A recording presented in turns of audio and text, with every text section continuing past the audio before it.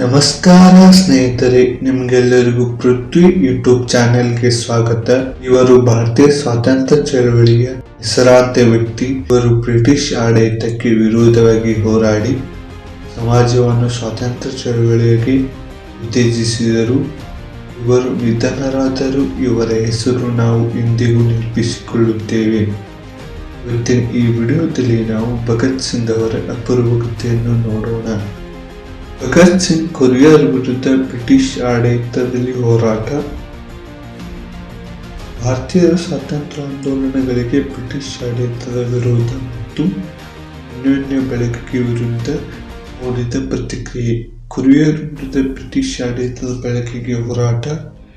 British ನೆರವು ಪಡೆಯದ ಭಾರತೀಯ ಪ್ರಜೆಗಳ ಅಭಿಪ್ರಾಯಗಳಿಗೆ ಧೈರ್ಯ ನೀಡಿದ್ದು. ಭಗತ್ ಸಿಂಗ್ ಅವರು ಆಡಳಿತವನ್ನು ವಿರೋಧಿಸುವ ಉಗ್ರ ಮಾರ್ಗಗಳನ್ನು ಆರಿಸಿಕೊಂಡಿದ್ದರು.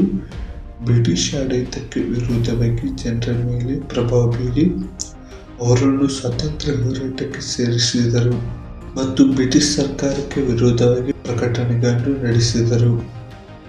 ಭಗತ್ ಸಿಂಗ್ ಅವರ ಆತ್ಮಹತ್ಯೆಯ ನಿರ್ಧಾರ ಮತ್ತು ಅದರ ಕಾರಣಗಳು.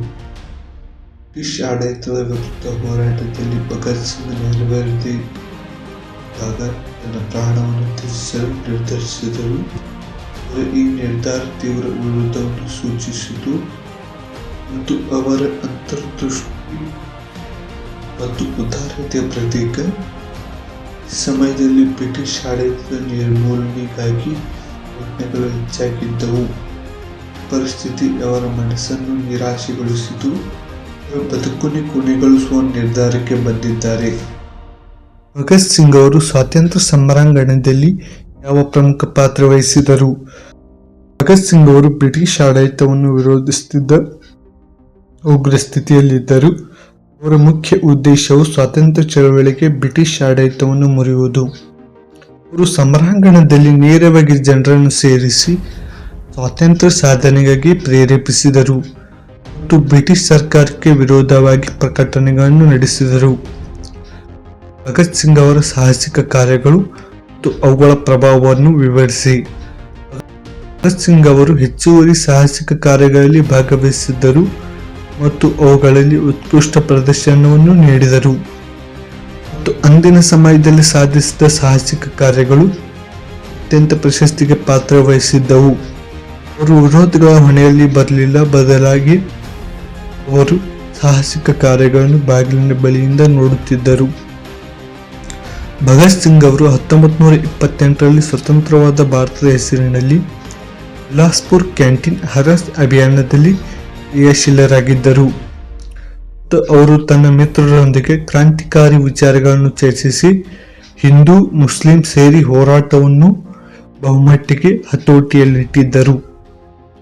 ಭಾರತೀಯ ಸ್ವಾತಂತ್ರ್ಯ ಚಳವಳಿಯಲ್ಲಿ ಭಗತ್ ಸಿಂಗ್ ಅವರ ಪಾತ್ರ ಮತ್ತು ಸಮರಾಂಗಣದ ಸ್ಥಳಗಳು.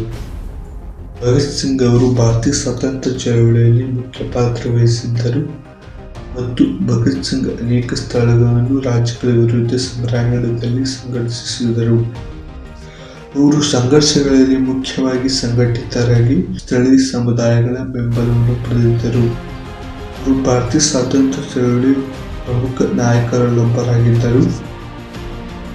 ಅವರು ಭಾರತೀಯ ಸ್ವಾತಂತ್ರ್ಯ ಸಮರಾಂಗಣದಲ್ಲಿ ಪಾಲ್ಗೊಂಡು ಅನೇಕ ಸಾಹಸಿಕ ಕಾರ್ಯಗಳನ್ನು ನಡೆಸಿದ್ದರು.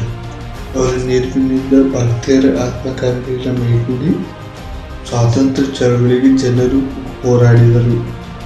ಪ್ರಜಾಧಿಕಾರಿಗಳ ವಿರುದ್ಧ ಸಮರ ಚಳವಳಿಗಳನ್ನು ಸಂಘಟಿಸಿದರು ಮತ್ತು ಅವರ ಶಾಸನಾಧಿಕಾರವನ್ನು ಎದುರಿಸುತ್ತಿದ್ದರು. ಭಗತ್ ಸಿಂಗ್ ಅವರು ಕೆಲವೊಮ್ಮೆ ಅಧಿಕಾರಿಗಳ ವಿರುದ್ಧ ಧೈರ್ಯದಿಂದ ಮುಖಾಮುಖಿಯಾಗಿ ನಿಂತಿದ್ದರು.